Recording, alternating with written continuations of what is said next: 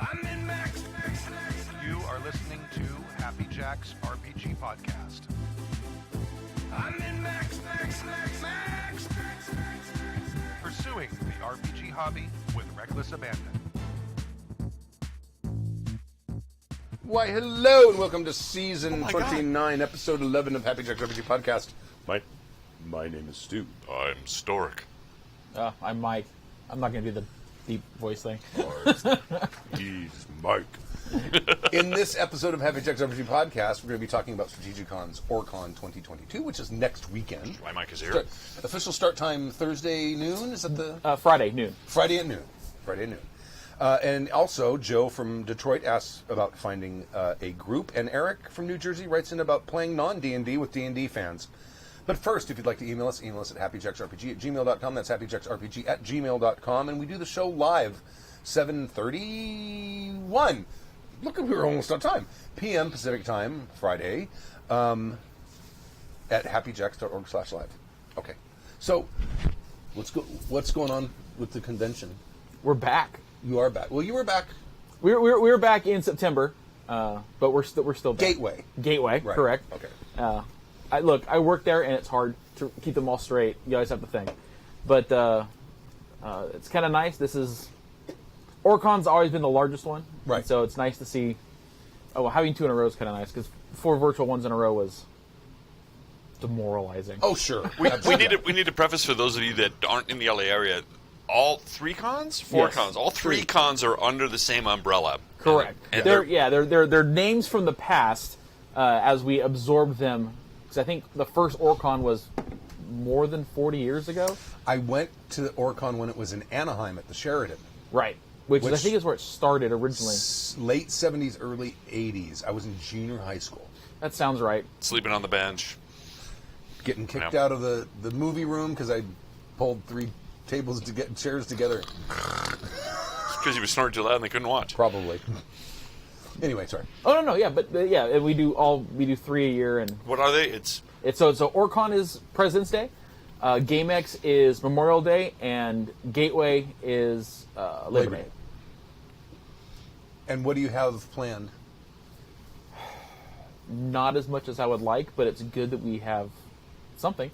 I mean, the usual state of stuff. We've got, of course, Adventures League, and Pathfinder's got a big presence. Jim, who can't be here, has got, a big spate of all kinds of other role-playing games, miniatures, board games. LARPs are kind of light. Party games, kind of light. War games, video games, just a little bit of everything. Cool. Are you guys going to do the Artemis thing again? No, he has not returned yet. Mainly because kind of the same problem that we're all having is that the restrictions and stuff have kind of killed his manpower. Right. But he still has it. I mean, we invested a lot of money, and I literally talked to him last night. Not only does he's dying to come back when he has people, but he actually wants to run Artemis 2 completely separate sessions in different rooms together. Oh, head-to-head? Or would it be... Both. He wants to do both. Now let's pretend I don't know what Artemis is. Okay. Artemis is awesome. Artemis was so good that the original guy who did it, when he left, we had to get another guy. But the best description for it is, it's a 6-player cooperative game where 5 players have a computer in front of them, and the 6th person is the captain, because you're a spaceship bridge crew. 1 person has weapons, you've got a pilot, science, communications, engineering, and you guys got to work together to do missions. These are actual functioning computers. Functioning computers. Oh, yeah. It's not just, I have one job on this ship, and that's to press this button. No, it's weird, because even the ones like science and communications, you would think they have a legit role in the game. Everybody has something they can do, and where science, anytime you're doing any kind of a combat, there's all kinds of stuff you can do on the other guy's ship to say where he's weakest or that kind of stuff. Communications, you can prod people into fights. You can also... the one time I played... Well, I think we played it once or twice. I think we only played it once. But Zachary was with me, my son. And he was weapons officer, and I was communications officer. And he got a little heavy trigger finger, and so we were attacking a ship, and the ship surrenders. I say, hey, the guy just surrendered. Zachary's like... No!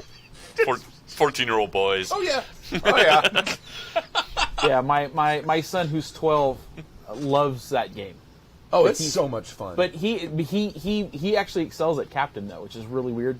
oh, really? Oh, he's an authoritarian, so.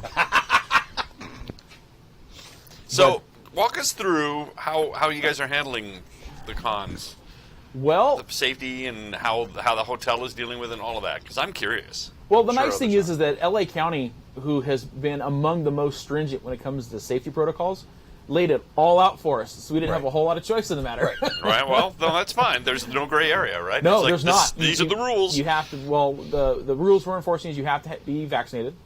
In fact, we have. It's kind of nice because our LARPs are very, very low. So they're the people that they do have. They're I call them the vaccine rangers.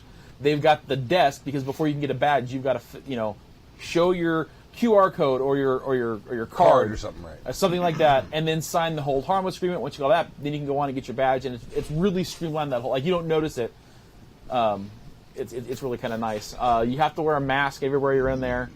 We're cleaning the pins, that kind of stuff. All the event rooms have kind of been spaced out. I know that all the tables in the international ballroom, we took out rows, and instead of it being a regular, between 4 and 6 foot spacing, now everything's like 6 and 8.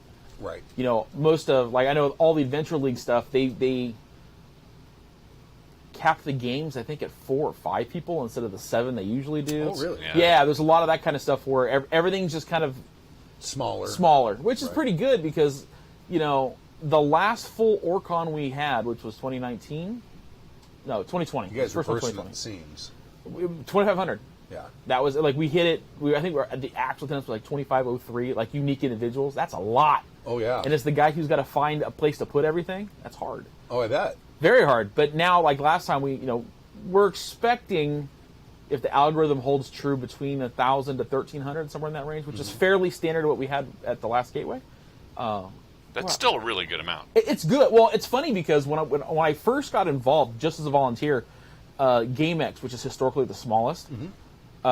Just because of where it falls in the year. It's not- Oh, yeah, everybody's like, usually that's where the GM's like, well, I'm going Yeah. on vacation with my family Yeah. because we've all been cold for the last 5 months. Right. We're all going to the beach or the desert or the river or the whatever. If we'd hit 700, we were very happy.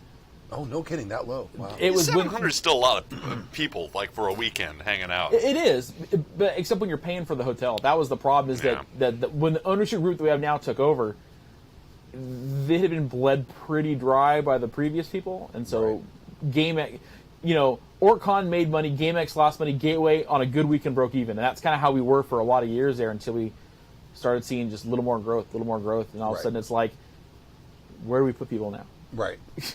Yeah, I know. At one point they were talking about, because I don't know how long your contract is there, but they were looking to see if they could find a place that checked all the boxes and was larger, and they were having trouble. Well, And the Hilton's pretty large, but you guys filled it up pretty quick. I mean, just the what is it? The game room by itself was packed every day. Yeah. What the biggest change that we've seen in the convention, because for even in the slower years, like Saturday and Sunday between like 10 and noon, there is no space. Yeah. All those slots for every department, all those that's all taken up. Everything's busy, and then it tapers off towards the end of the night. Well, but then you have all these people submitting all this stuff. And it's like, hey, these slots are full, man. So that pushed stuff later in the night. Like you can always tell how good the numbers are going to be when you walk in the main ballroom at like Sunday at 6 p.m. and just take a look around. If there's like very little empty table space, that's going to be a very good con because everybody just stuck around and played. That makes sense. But So what do you think? Are there any things coming up to this con that you think don't miss things that people? Yeah, that so they I was will? going to ask a variation of that too. It's like, what can we look forward to at Orccon this year? man, I wish I had more stuff. I mean, the thing is at this point, it's just everybody's getting back together. So don't miss actually seeing people. Right. Because, well, in a lot of cases, because I know in board, well, I mean, the one place I have direct hands on is I run the miniatures department, and there's a whole spate of games that are brand new to me. Did you know there's a Scott Pilgrim miniatures game? I did not. Yeah, me neither. But I've got a guy running it Saturday night. That's awesome. I'm looking forward to it. And the guys that make Gloomhaven at all? No, I know Gloomhaven. I've heard of it. But Yeah, well, I've heard of it too. The company that makes Gloomhaven has lots of offshoots of it. I got a guy running all of that kind of stuff. Oh, cool. So there's tons of board games that are just, that have been released in the last couple of years that they're finally getting a chance to come out and, see people. What might be interesting for you is that all the people that were stuck at home in COVID playing board games are now hooked, and they might actually show up to Orccon now to play board games. I really hope that's the case. Well, Well, everyone's miniature should be painted by now. Well, you would like to think so. you still got a bunch of Space Marines. You know how hard that is. It gets tedious after the 30th one. You're like, this is the same damn Space Marine. Yeah. Yes, it does. They're all the same color. And I picked the Army because I like the helmets, but fuck, those helmets are hard to paint. Thousand Suns. Because they have the big sort of Egyptian motif thing on top of them. Yeah. And it's two colors that are hard to... Well, yellow is hard to fix. Yes. Well, I use a gold Sharpie. Oh, there you go. That works pretty well. Very smart. Yeah. Who taught you that? I just did it out of desperation. It's awesome. Because I kept fucking up. And God damn it, there's red everywhere now. The gold. Anyway. Gold looks better anyway. I'm trying to think if there's anything else I want to ask you about this. How's the hotel? Is it separate rules for the hotel, or the hotel and Orccon? You guys are sharing the same COVID rules, so it's not like if I go to the restaurant, it's different set of rules than what I was doing. I don't think the restaurant's going to check you for your card, but you do have to be masked. I think you need to have proof of vaccination to get a room. I'm not entirely sure about that. I didn't follow up on that part of it, but they know that they sanitize a lot of stuff. But have you stayed in a hotel during a? Oh yeah. Okay. No, not during COVID, but I've stayed at the hotel during the cons. Yeah. I'm pretty because the last time we were there, because I travel for work, so I've stayed in lots of hotels. They don't usually change your stuff. I think that's still a thing. They're not coming into your room every day. Right. But. Okay. All right. I'm just trying to put people at ease so that they can go to Orccon and kind of know what's up and what to expect. So it sounds like really the takeaway is bring your vaccination card, bring all your ID, and be patient because people are going to be thorough. Well, if you can, thorough. if you pre-reg and you have your QR code, you can actually set that up with your account beforehand, and we have an express lane. See, there you go. That's why you're here. That was good advice. But if you're coming from out of state, sorry, I think there's only 3 or 4 states that have the QR code system that we can look at. Oh, right. Like it's weird. It's really? it's bizarre. I know that now, the if guy someone has like they're not international? picture of their card on their phone. Is that acceptable? Yeah, that works too. That works because we can look at it that way too. But the other way you can load it through the website. When you go to the part where you have your badge, there's a thing that says submit QR code, and you can just fire it through that, and then you're on a different list. Oh, okay. And then when you go to the convention, there's a lane just for that because you've already done it. You can skip the other desk for Vaccine Rangers. It's like the Disneyland Fast Pass. Yeah, like exactly. You're in the system. You just get to go. So very cool. Yeah, it's kind of that one actually worked out in our favor. It's kind of nice, and the fact that we've got somebody who with the technical know-how to do that kind of stuff really comes in handy. Yeah, I bet. All right. Shocked that there's programmers amongst our community. Yeah, well, decent ones anyway. Yeah, there's lots of programmers. Well, ones that want it for free. Yeah. We once had somebody who worked on our website whose claim to fame was I taught myself how to do it, and that was kind of obvious. All right. Do you want to answer some emails with us? Always. Okay. I'll read the first one. Let's see. This is from Joe in Detroit, finding a group. I've been tabletop gaming starting in 1980s and on forward with a few years in between. Leaving it because of military posting. Thank you for service. Mm-hmm. But I always came back to it after things settled down. Then life would step up and end it. We know nothing about that. Right. After many such events, I am finding it harder and harder to find people to build a game with or to join with. At this juncture, I'm just not gaming now. The last time was in 2020 during the pandemic, a one-on-one second edition D&D game that dried up because of a better job opportunity for the GM, which I don't begrudge. After trying almost every way to reconnect that I know of, I have run out of ideas to find other players. Any suggestions? P.S. I've been a fan for 5 years, at least 5 years at least, or that's my least favorite is L5R. but I think it's the other way around. Yeah, I don't know. But that's fine either way. I have been a fan for 5 years at least. My favorite is L5R. L5R. There's a missing comma, I think. Okay. So, No, it's right there at the end. right, there you go. Sorry. Like, yeah, this is a common problem. And we always say, we have to preface this by saying we are blessed to be on this podcast and to be in this area where we have so many people willing to Yep. play. We are, and a lot of it is actually through the con. We've met many people through cons. That's what And I was going to say. That's usually my first thing is go to a con. But it's funny you mentioned that you're a veteran, or at least you were in the military, because I discovered early on in our podcast is we had a lot of people that were in service that would play role-playing games. Right. And they were very passionate about it. And we even did a drive where we sent a bunch of role-playing games. I think early on we sent a whole bunch of like gaming material. I think to Afghanistan or something, and they were really appreciative. We have a lot of people that have served or are serving that listen to our cast or used to. So perhaps check in with the vets. Right. You know, get on one of the boards and ask, hey, anybody want a game? Because I was surprised how many people in the armed services, and all of them, liked role-playing games. Oh, yeah. It was an eye-opener to me. I don't know I, why. I would double down on game conventions because you're gonna, like if you go to the RPG section of a gaming convention, those are people who play RPGs. You've already got the audience you're looking for right there. And I'm pretty sure Detroit has a gaming convention. It's, I think every major metropolitan, maybe you can answer this more than we can, I'm pretty sure every major metropolitan city has a gaming convention of some sort. And if not, the local game stores have informal groups that meet or have mini conventions of their own that they throw a couple of Wednesday times. night Yeah. delves. Yeah. Well, I have the fortune of traveling for work, and so I go to lots of places. And speaking to the veterans, places near a military base generally have really badass game stores. Oh, really? Oh yeah, because there's El Paso is not like a large town, but of course Fort Hood is there, and there's more than one really good game store that is frequented by veterans because not only do they like the role play, there's usually big 40K players in there. Right. There's tons of that kind of stuff. So yes, your local game stores frequently have their own stuff. Most of them have some sort of a bulletin board. Mm-hmm. On top of that, a lot of stores host Adventure League nights.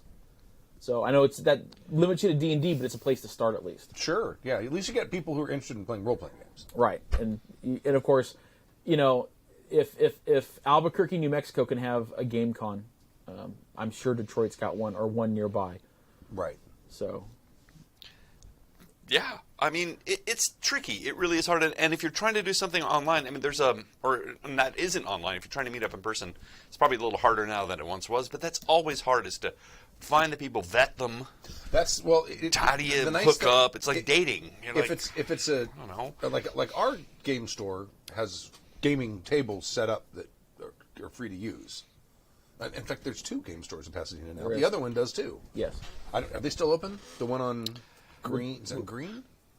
Is there a new one on Green? The thing is, you haven't seen it. It's 2 stories. I've been there. Oh Yeah. my God, it's huge. Are we mentioning names here? I know the names of them. Yeah. They changed the name. It used to be Game Empire, but it's Yes. Well, Game- because the owner passed away. right, Chuck. And Right. then- Odyssey? Odyssey. Games? Right. Which I was actually at earlier tonight. Oh, okay. I needed paint.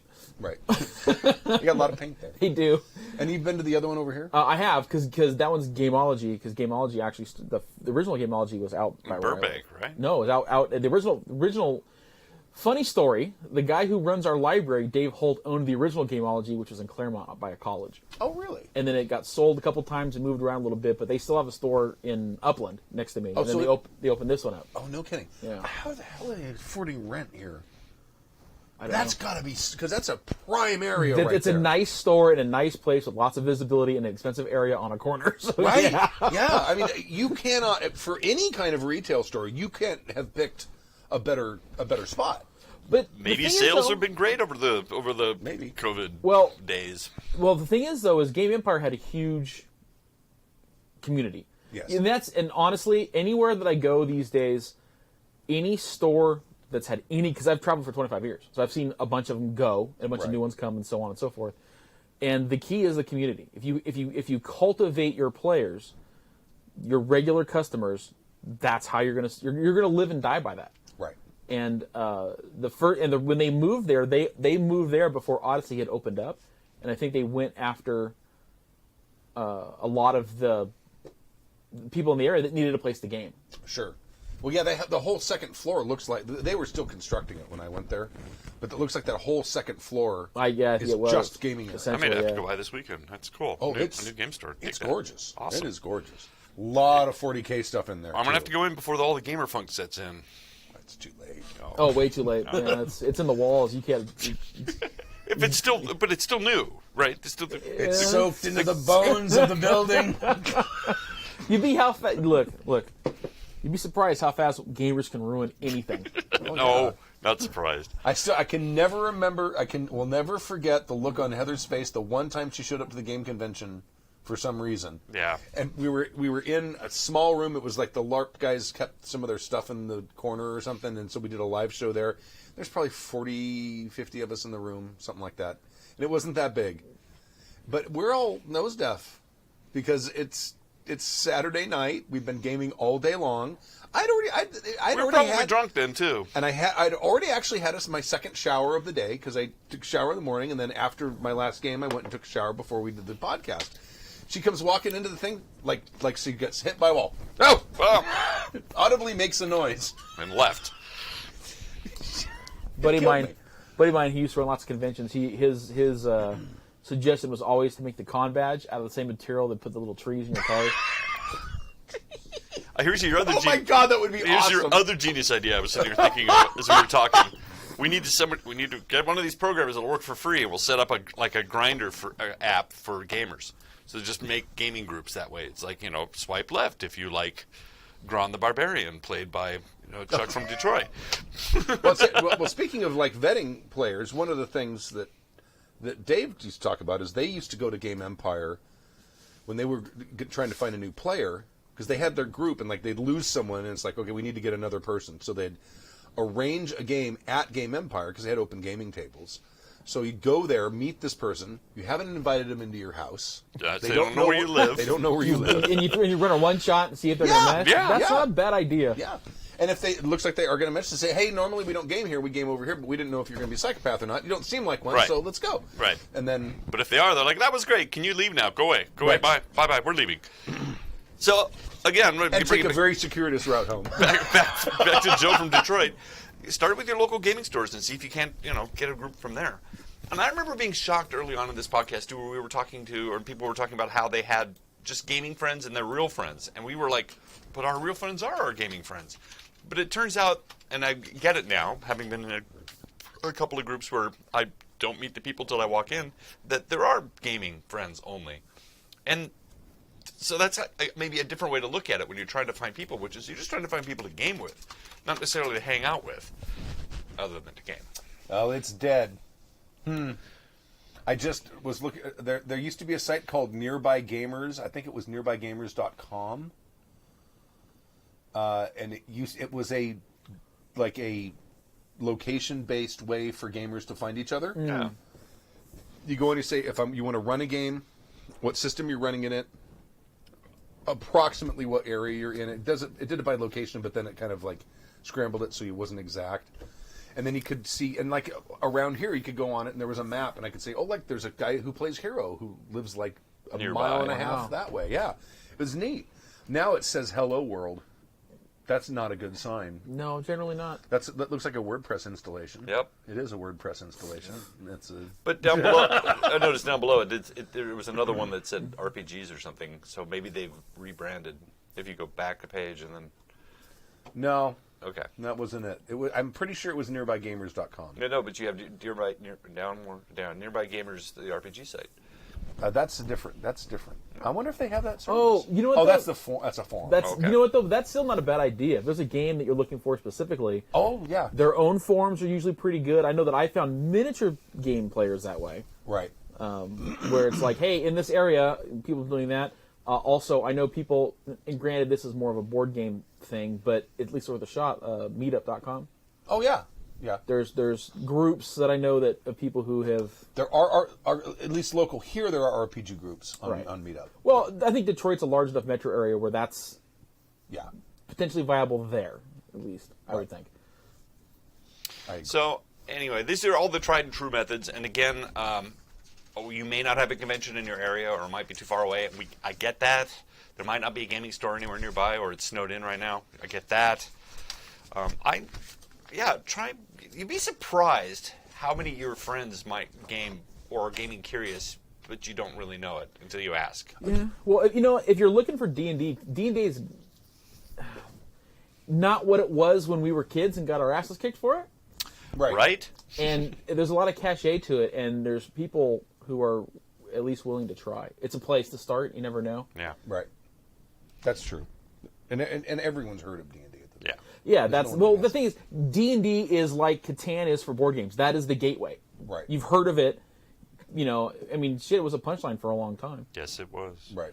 Or you do what Stu did, which is, I want a game, and he proceeded to assemble an entire empire about gaming, because Right. Stu doesn't do anything by half measures. But it was amazing how many people I knew, people in our band I didn't know were gamers, because we'd never actually talked about it. Right. And once I said, I'm thinking I should put in D&D together. Oh, okay, well, I get it. Next thing you know, more than half the band's like, oh yeah, I'm in. You would be really surprised. Your older generation had it trained out of that you don't advert. You don't fly that flag. You're not the one. Look, if somebody else brings it up, cool. You don't start that conversation. You don't want to out yourself at work either. They're like, Next thing you know, you're stuffed in a locker, and you don't even have lockers in your house. Right. The proper bully carries one with him. Right. This is my locker. I carry it around with me in case I find a nerd I need to put in here. Well, at least he's not carrying a toilet. Right. So, yeah, my suggestion about, ask your friends. You might really be surprised. They're like, yeah, I used to game in high school. I'd love to try that. And you're like, oh, really? Yeah, never underestimate the I used to crowd. Uh-huh. Oh, yeah. Absolutely. Absolutely. They're all like, yeah, I'd love to do that. I remember that was a lot of fun, and I haven't, yeah. And then they're in. Right in the nostalgia, man. Yeah. Right there. Hook, fish on. All right. How much accommodation is too much from Eric in New Jersey? Thank you for the email there, Yes. Joe. And I hope you find a gaming group. I do. Hello, all you glorious jackers. Eric from New Jersey here. I have an actual dilemma here that my DM experience is not helping me with. I am running a Savage Worlds fantasy campaign for a bunch of D&D heads. The reason I do this is because I am not a fan of D&D, yet my players can't seem to help comparing it to D&D at certain opportunities. I even use some, but admittedly not much, of the Pathfinder for Savage Worlds to help them. I will admit, I am not one to house rule a lot. I research house rules. Hold on a second. Someone did... Huh? Holy crap. Someone did a quick search for apps, I'm assuming on their phone. We Gamers... app for finding gaming friends. So yeah, I guess there's apps. I guess the My $1 million idea has now been downgraded to like $200 idea. Right. Money out of pocket. Oh, well. It doesn't surprise me. It's gamers need to meet up and It's a common problem. Yeah. Not everybody's as blessed like I am with. If I say I'm running a game, I've got to fight them off with a stick. Yeah. right. Yeah. Okay. Sorry. Go ahead. I will admit, I am not one to house rule a lot. I research house rules that people typically use, but especially with Savage Worlds, they have genre rules, which are in place house rules that you can add or subtract to make the game feel different. I still run into problems, though. There is a berserking orcish healer at the party. It was determined early on by the party that there was a bit of a disadvantage to being the healer when you are frothing at the mouth. You think? It's hard to cast those healing spells working with the Pinnacle forums. I introduced an edge called Rage Casting because an orc screaming, "You be healed now!" is just too good to pass up. That is an awesome character choice. I'm going to rage heal you. You be healed now! You stop bleed! No. I think we got to go high school football coach that. Walk it off. Walk it off. You rub some, Get up and fight! rub some dirt in it, yes, sissy. Rub some dirt in it. Remember that one? Mm-hmm. Your arm is off. It's just a flu. Just rub some dirt in it and walk it off. Ice it. Well, the wizard of the party is complaining that their spell selection is too small. The assassin type wants her daggers to do more damage and wonders why there isn't something like sneak damage. But she can use her daggers. They keep comparing things to D&D. Oh, yeah. I picked Savage Worlds, and the crew agreed to it because it offers different fantasy flavor to D&D. Yes. It's a homebrew world with full orcs, hobgoblins, and some more conventional races to play around with. Hell, the dwarves are the bad guys in this, trying to enslave humans. What do? Do I give in and make the accommodations for the rest of the players since I agreed to rage casting? Do I make it more like D&D since I don't ever be the things I dislike about D&D for the most part, since it won't ever be the things. Oh. Anyway, you take care of yourselves. Stay happy, stay diverse, stay positive. Cheers, Eric from New Jersey. Yeah. I mean, my suggestion was,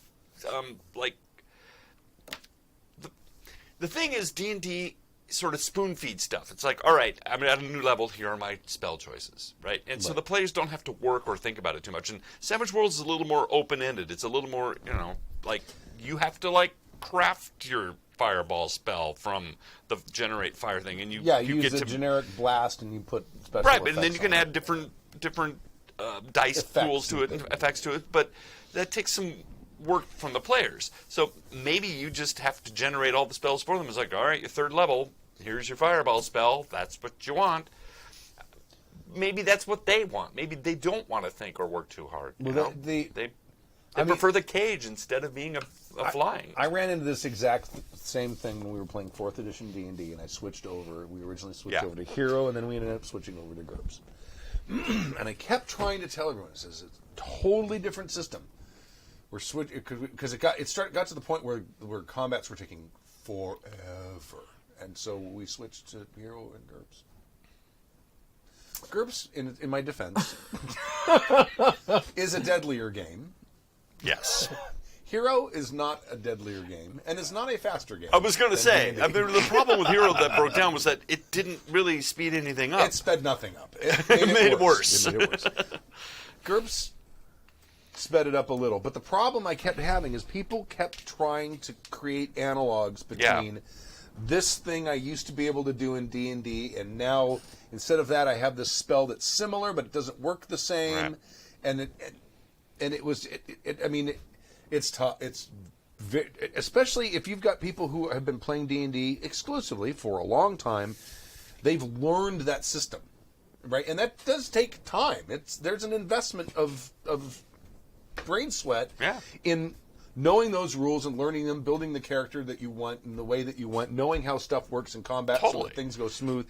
And with that comes comfort. That familiarity comes comfort and relaxation.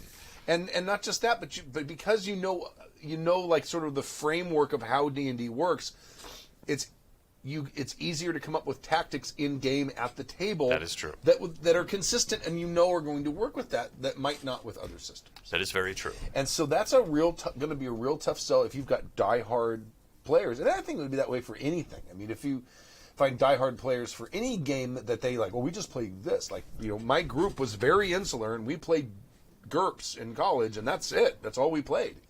So some other game comes along, it's like, we're just doing Gurps. Even I, who have played various systems and such, I have to give myself 4 or 5 times in a system before I can sort of make up my mind, because there's always the learning curve. There's the fear of other, like, this is different and weird, and I'm freaking out. Why can't it be like D&D? Because I'm comfortable with that. Right.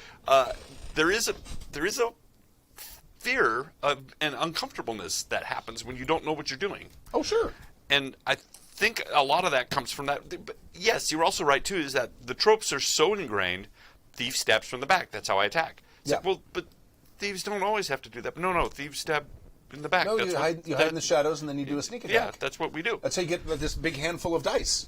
So, but you can get a handful of dice other ways. I mean, like with Savage Worlds, you could do dirty fighting, and if you get the drop, you get a +2 as well. But I stab from the back. No, you don't understand. You're a thief, but you get to design your own thief that gets to do different things. But I can't stab from the back. No, you can stab from the back, but you have to design it yourself. So this is a little more free form. You get to design the character you want. But it doesn't work the same. Okay, you're done. Right. Yeah, that's the problem you're having, isn't it? I can tell because we've had the same problems. It's tricky when you switch systems on people like that. Yeah, no, he's not switching systems, though. No, that's true. He's saying, hey, I want to play this game. You guys want to play this game? And they all said yes. Yeah. So I don't... Well, but the expectation, especially... Because he made it pretty clear where he's making certain accommodations to make it like D&D. Yeah. Maybe that's the problem. Could be. Because... they're hoping to go get back to D&D. Yeah, well, I've had that... Well, that's what it sounds like anyways. Or they want something to replicate that D&D experience where you obviously are saying, well, let's go in this different direction. Part of the problem is they may not have read the books. They may not understand the system the same way that you do. like you said, there's tons of ways to. Savage Worlds gives you more flexibility. You can do everything you do in D&D through Savage Worlds in one form or another if you just do the legwork on it. Right. And that's what it takes. And people aren't like, and not only that is D&D, like Stork said, it spoon feeds you everything. Yes. Everything is level. Oh, God, I hate level-based games, but that's a me thing. So do I. And Savage Worlds tends to be something where you have more narrative freedom. Even the players do. You get to design your own spells. Yeah, exactly. And I found people aren't hip to that. Like they have a real hard time. If you give somebody freedom, say, hey, what do you think? Cages or wings? Do you want the cage? And there's a comfort to a cage. You're like, I'm here. I got a full, 3 square meals a day. Everything gets handed to me, and I just get to play. Yeah. As opposed to, wait, I got to go home now, and I got to do math and design a spell, and oh no, that's Or even scary. just think. Or even think. Well, because I don't know. You familiar with the OSR, the Old School Renaissance? Oh yeah. So I've been reading through a game called Orbital Blues, and it's on its surface. We all know this game. This is Cowboy Bebop. This is Firefly. This is Vagrant Queen. This is space. You're a space cowboy or a space outlaw, somewhere in that range. Dystopian corporate space thing. The system is, or the world is very, very loose in what actually exists in it. And you have 3 stats and a couple things, and you do a cool thing. You've got bad stuff. Anyway, and I'm thinking of doing a game in that where literally the game starts. There's a mercenary ship headed to a prison planet. Why are you on the ship? Outside of that, nothing exists. There is no galaxy yet until you come up with, and you throw narrative options at somebody like that, and not everybody's ready for that kind of stuff. Absolutely. It can be absolutely overwhelming. Yeah. It really is. Sometimes it's like, it's just too much. It's too much. It's analysis paralysis. I'm like, I got too many options. I don't know what to do. Oh, it's like making characters in Shadowrun. Or Gurps. Or that's cool. or Or that's any- cool. Any That's point cool. buy system. Any point buy system Yeah. is like, what do I? It's a kid in a candy store. I I want to want see it all the options. Yeah. Now, James V brought up an interesting point. He said change the genre to get them interested. That's a possibility. If they're used to playing D&D, they're used to playing your basic, generic European fantasy or Tolkien sort of fantasy. Steampunk it up. Play something entirely different. Go or Victorian. Science fiction. Yeah. Or Yeah, modern. your orc-centric idea is cool, but not different enough. Right. Yeah, that's a really good point. That way the carpet is completely pulled out, and then they don't have those expectations anymore. It's like you're in Victorian England. There's orcs and stuff, but, Right. it's a whole different thing. Like a Shadowrun-ish kind of thing even. That's a great suggestion. Also, I mean, you do have this thing about, do I make more accommodations to the rest? I'm of the mind, like, all right, so make a bunch of spells for them. Like, so your wizard levels up and he gets a choice of spells. But after a while, just cut him off. You're like, you get to the point now, where you get all these powers and you can do whatever you want. You can make, a magnetic spell if you want. Why don't you design a spell and then you bring it to me and we'll work on it together and wean them off of it slowly. Spell by spell. Eventually, they'll be making their own spells. Eventually, they'll be making their own attacks. Well, I think the whole point of Savage Worlds is they give you very generic magic, whether powers or spells or whatever you want to call them. Yeah, and then you just and you can dress them up however you want. But there's a nice array of stuff in there. That huge. Very. And then when you they've add done a very good job of covering all of the bases and the you sort can of add thing different Wizards do. dice to them so they do different damage as well, and you can up it. And there's a lot of little fiddly options in there to make each spell unique. Everybody sort of poo-poos it, saying, "Well, it's just power blast." I'm like, well, that's like saying a house is just a box, and then you add doors and painting and trapping, and each house looks completely different than just the box you get. Wainscoting. Wayne's sure. Sorry. Oddly specific, but okay. Yeah. So my point is that you can get all of those D&D spells out of Savage Worlds, and perhaps you design a few at first and give them to the player, but eventually wean them off. And you can do the same with the thief and the fighter and all of that, and work with them. But after a while, you just say, like you were doing with Gurps, it's like, I'm not going to really help you anymore. You guys are on your own, and we're also going to add in falling damage now. Right. And so the game, as we got more familiar with the game, you backed off the training wheels. Right. Yeah? I think it's a tough sell to people who've only played one game and have decided that is their hobby. Their hobby is not that they're a role player; they are a D&D player. That's a really good distinction. Wow. And I think that it's a tough sell, especially because they're deeply invested in it. And I think James is right. If you break the genre, take the genre someplace else, maybe you might even be able to do that with the current game you have. Yeah. Multiverses are quite a fad right now. Right. Like wormholes who fall in. There's all kinds of And different then things. next thing you know, they're in, Victorian London. Yeah. Well, when we were kids, there was the D&D cartoon where people from our world ended up in D&D. Right. You can reverse that. Oh, there you go. That's perfect. Then it's Jumanji. Right? The latest Jumanjis, isn't that? Well, all right. I didn't see the It's newest not really one. D&D. No, it's still being chased in a jungle. Yeah. That seems to be what I mostly remember from it. I did think that the sequel was very funny, though. Karen Gillian, right? 6 foot tall redhead. Yes. Yeah. I'll be in my bunk. All right. All right. That's it.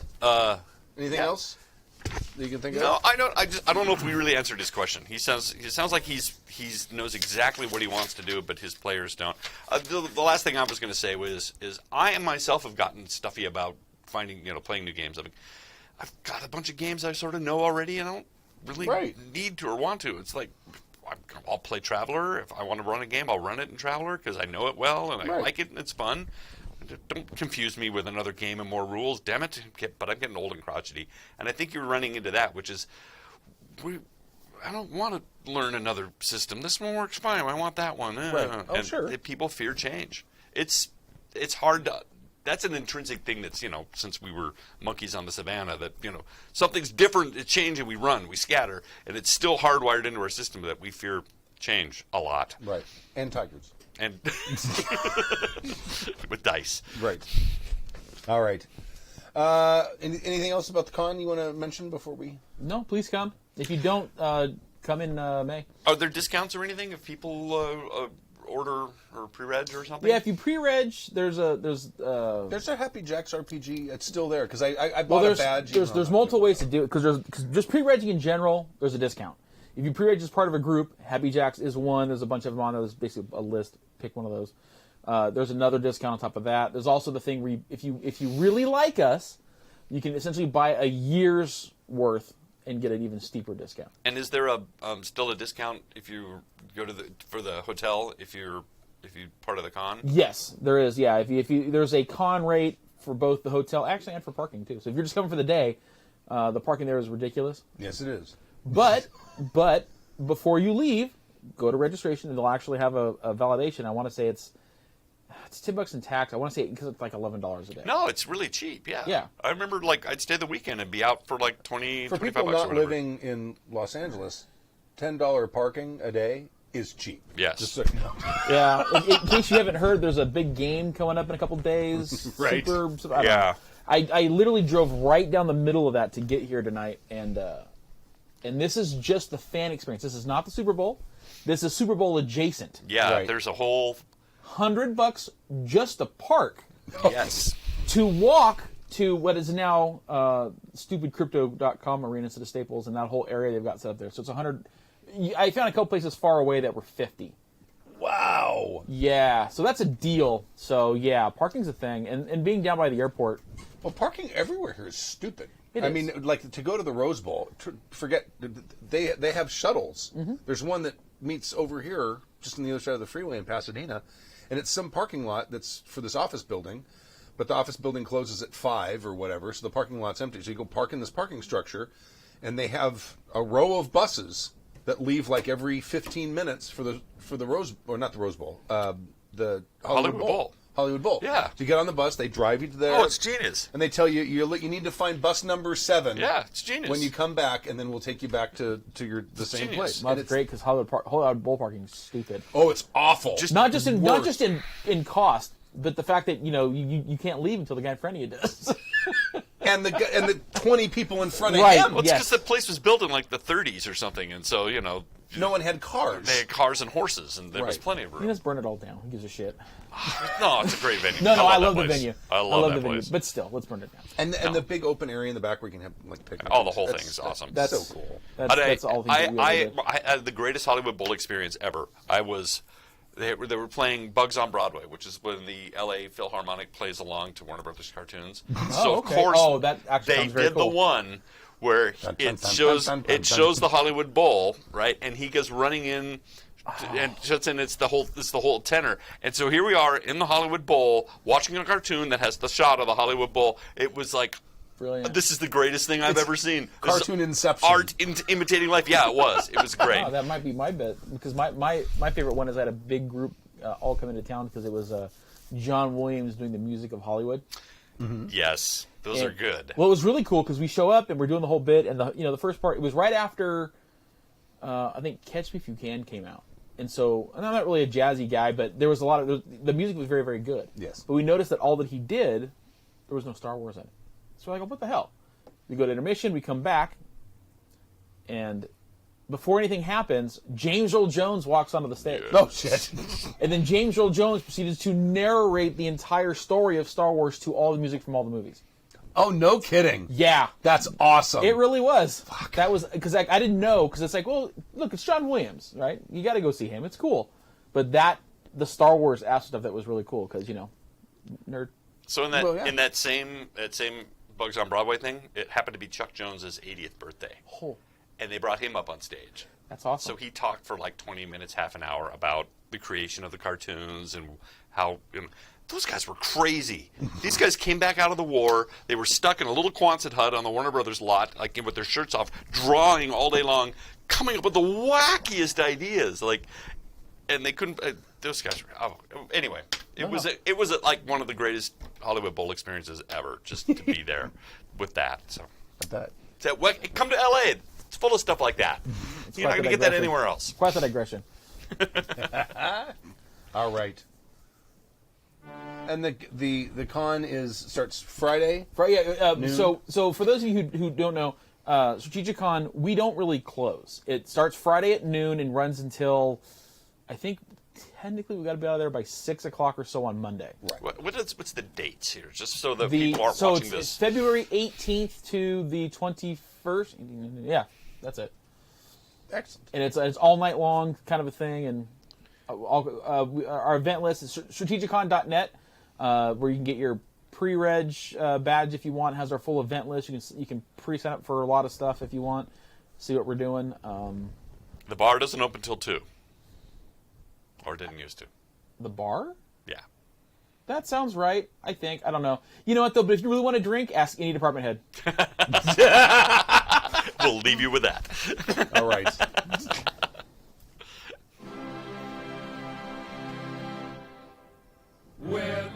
Thank you for joining us for season 29, episode 11 of Happy Jack's RPG Podcast. My name is Stu. I'm Stork. I'm Mike. Thank you very much, and we'll see you next time. And until then, stay safe. Don't forget about Strategicon, Orccon 2022. And we'll see you next time. We pursue this hobby from Michigan to Australia and maybe East Timor. Be a trail.